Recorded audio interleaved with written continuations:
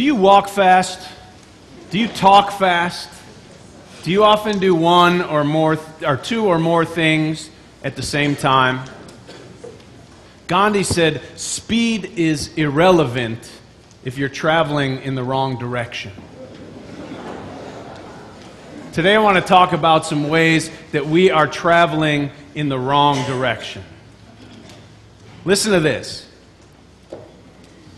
It's Thanksgiving Day, and 9-year-old Jeffrey Johnson is stuffed full of turkey, mashed potatoes, and pumpkin pie. And he's at the computer enthusiastically typing out his Christmas list. He and his mom are going shopping the next day, and he plans to show the list to Santa at the mall, even though he stopped believing in Santa a couple years ago. He plays along because he knows that it will get him lots of toys. His list includes an MP3 player, a cell phone, a new Xbox video game console, the Lego Ultimate Building set, and more. The next morning, bright and early, Jeffrey and his sister and his mother set off to the mall. When they get there, there are already 1,000 people jockeying for the parking spaces. The mall is packed with shoppers, frantically hunting and buying and rushing around. Two parents are fighting over the last Dave the Funky Shoulder Monkey toy, a robotic simian that can wave and laugh and burp, which was forecasted to be a sellout toy this Christmas. One mother is in tears because she realizes she's too late to get a Dave the Funky Shoulder Monkey toy for her son. And she feels terrible because her son told her and begged her to sleep in the parking lot that night. And she now wishes she had. Jeffrey waits in line for almost an hour to deliver his list to Santa, after which he pleads with his mom to give him some money to play video games in the mall arcade while she goes about some power shopping. On the ride home, Jeffrey and his sister negotiate with their mom to watch a movie when they get home so they won't be bored. Now, they have at least 100 different games, puzzles, and toys stuffed into their shelves and closets. And there's a few dozen children their age who live on their block, but if they're not out shopping, then they're inside watching Cartoon Network or playing Nintendo. Jeffrey and his sister are convinced that if they cannot watch a movie, though, that they'll be bored. And they convince their mom of the same thing. True story? What do you think?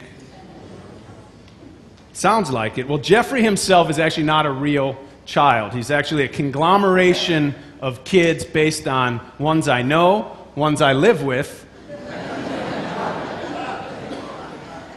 And this is adapted from something I read in a book called Affluenza. What makes us buy into a culture in which this is an ordinary occurrence? What makes us buy into the consumption-obsessed lifestyle we live and breathe? What compels us to perpetuate this disheartening and contagious, socially transmitted dis-ease of overload, debt, and waste? What makes us so dogged in our pursuit of more? And we can find ourselves wondering at times why it feels like our lives are spinning out of control, or wonder why our lives are not quite satisfying. It's because we're being sold a lie every day that tells us that we can buy happiness. What's Coca-Cola's new ad? Anyone know? Open happiness. Did you know that the average American sees 5,000 ads a day?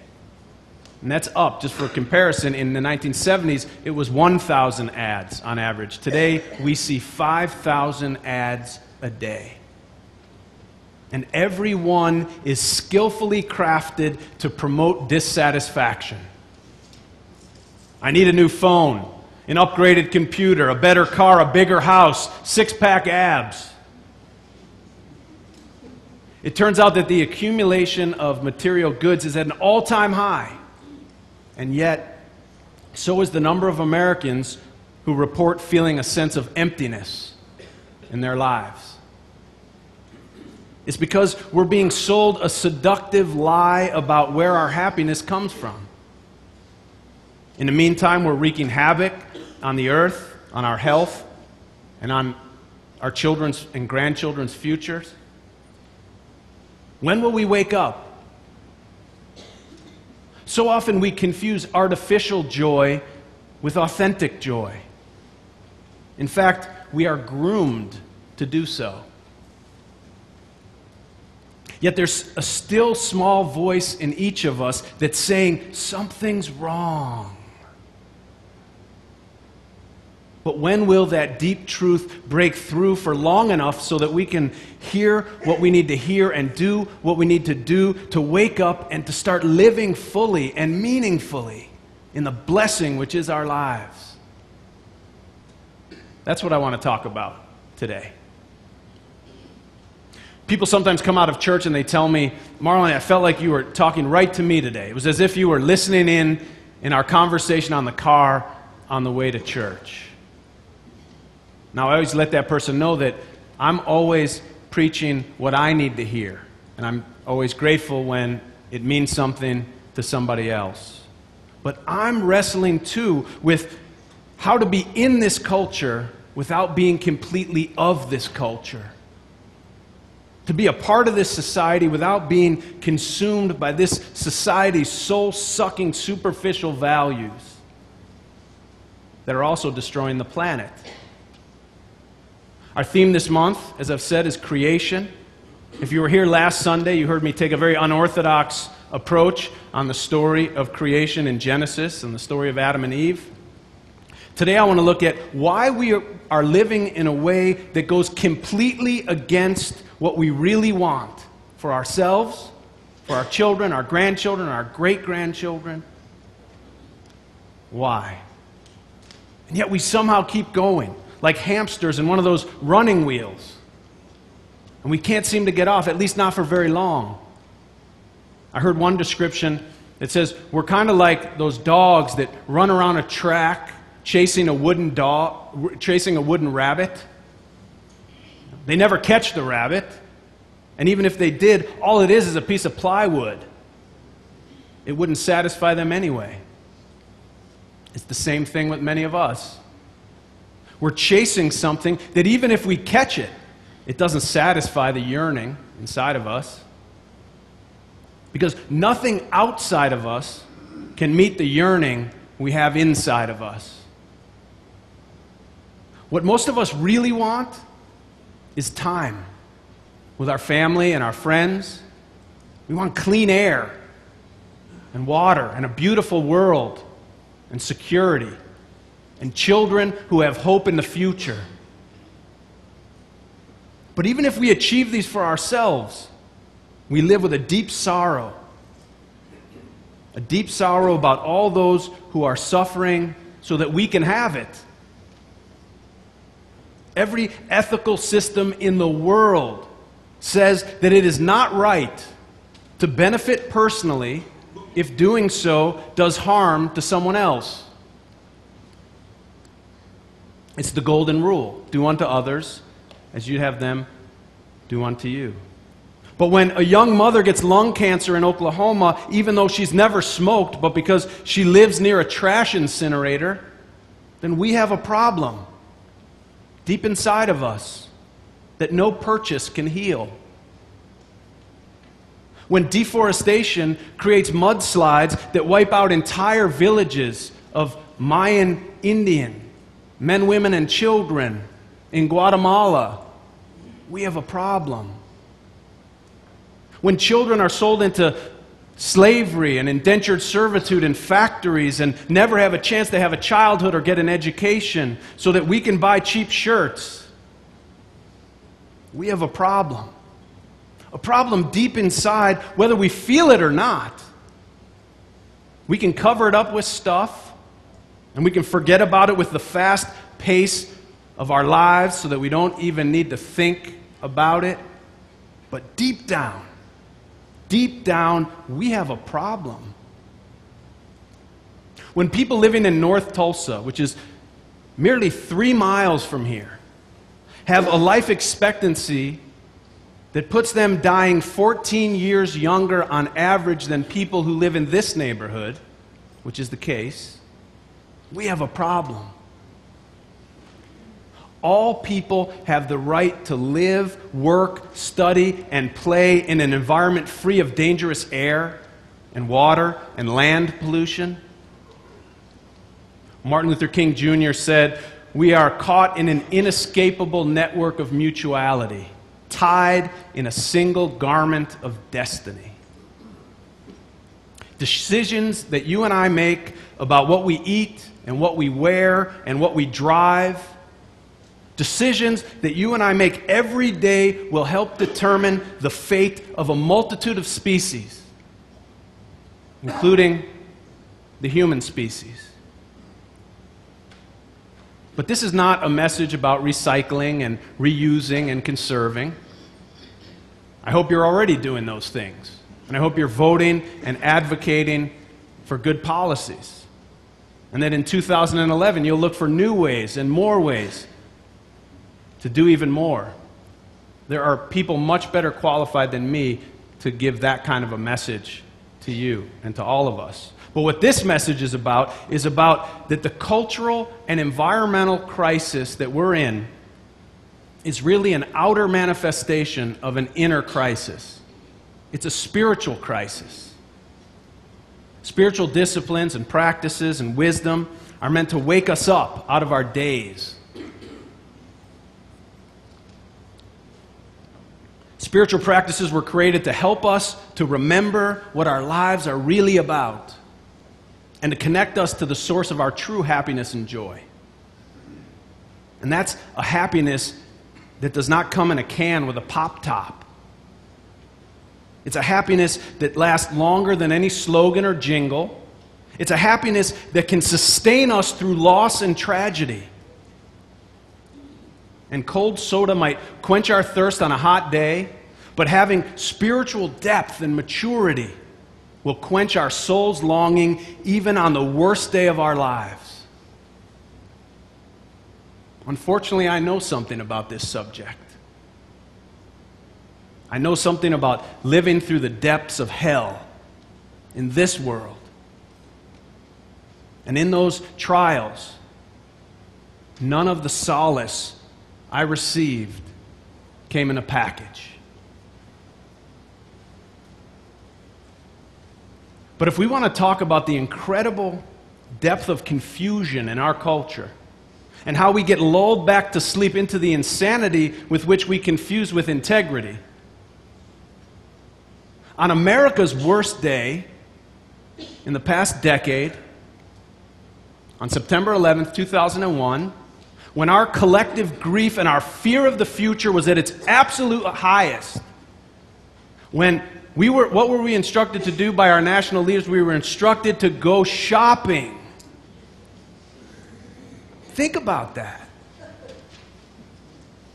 In the past 2 years, as our country has been facing the worst economic crisis since the Great Depression, with hundreds of thousands of people living in hunger, with food insecurity, and homeless, and with millions of people out of work and unemployed, we are told that more consumer spending is a critical key to the solution.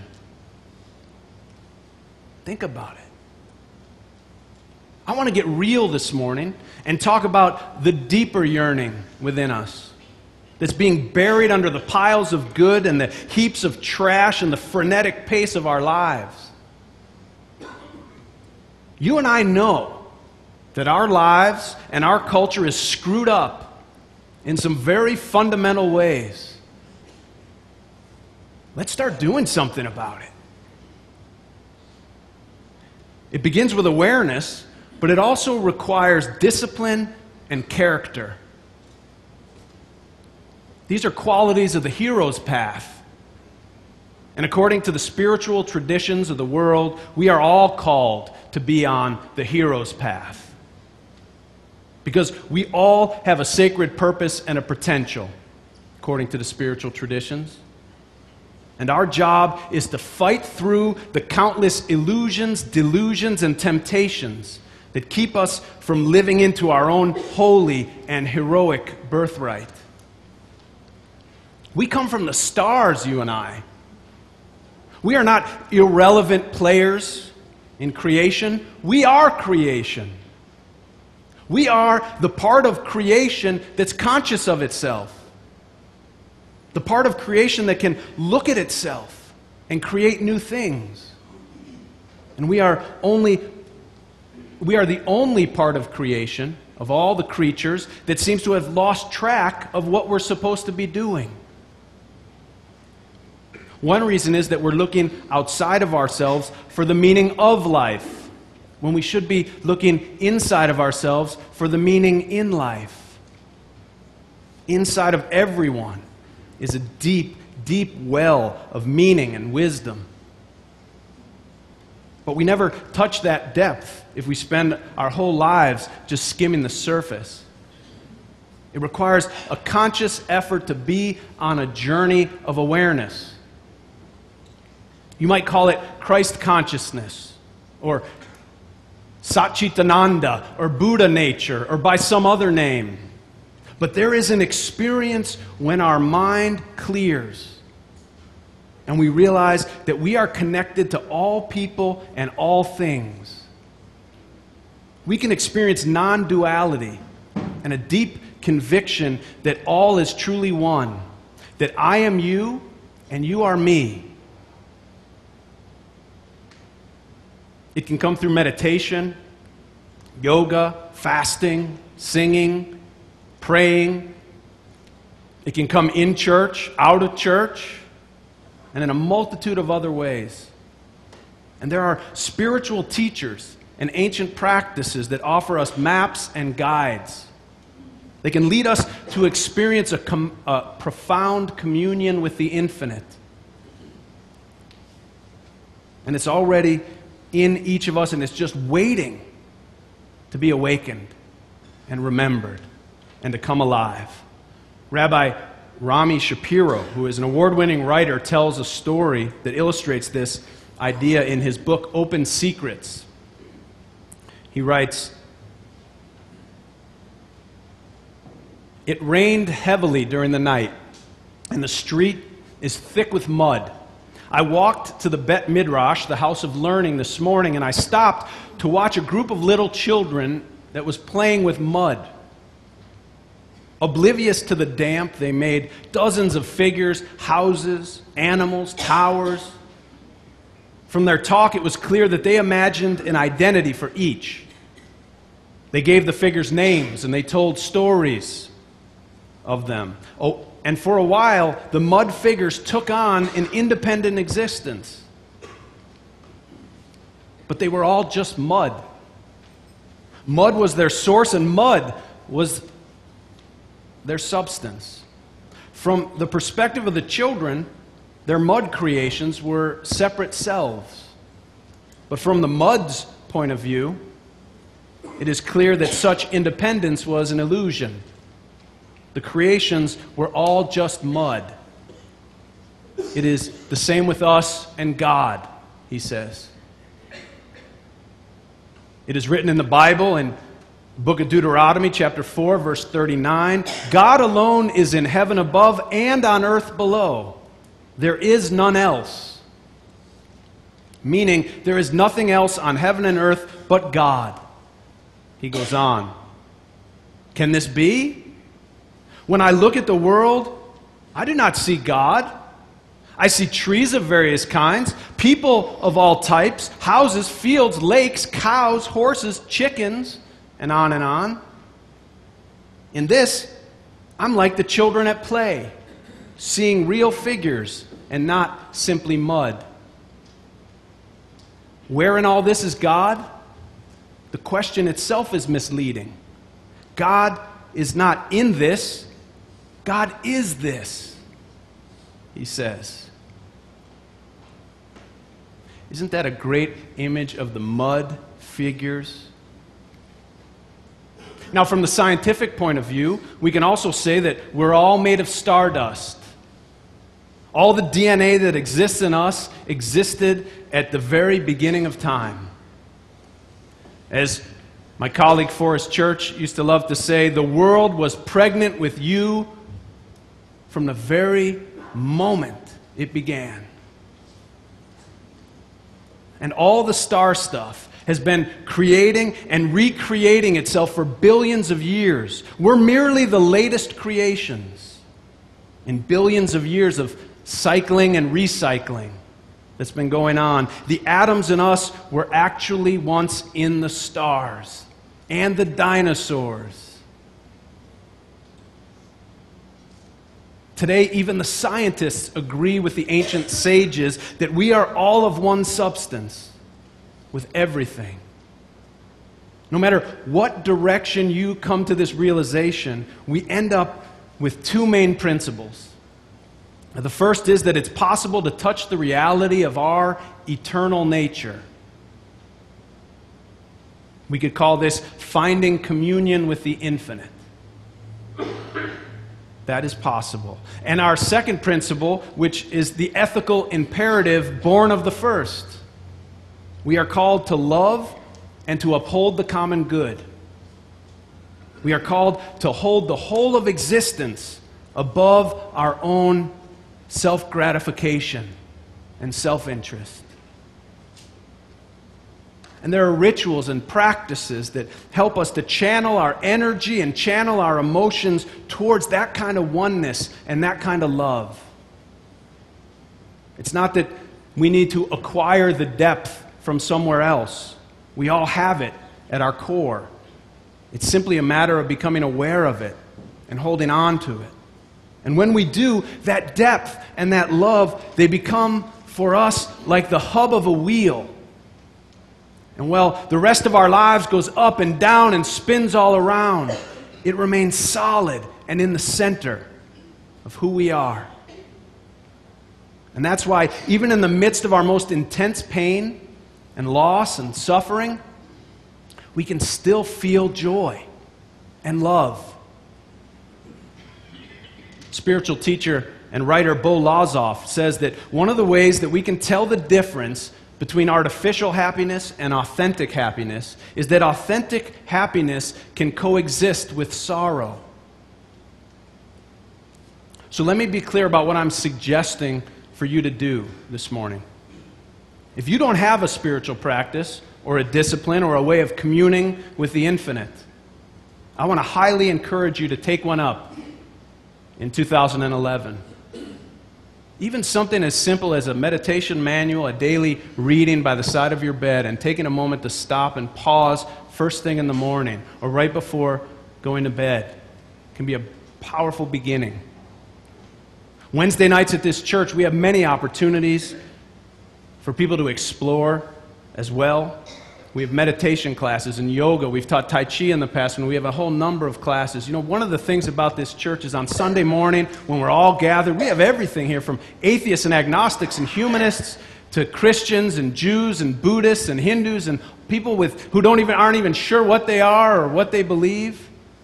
Everything in between, and combinations and amalgamations of all the same. So we throw a wide net on Sunday morning here at All Souls. But then on Wednesday night, we have an opportunity to go a little deeper. If you're a Buddhist and you want to meditate, or you want to do yoga, or you're looking for a different way of spirituality, maybe studying the Bible, right? We get a chance to go deeper into that which speaks most forcefully to us from out of our own hearts.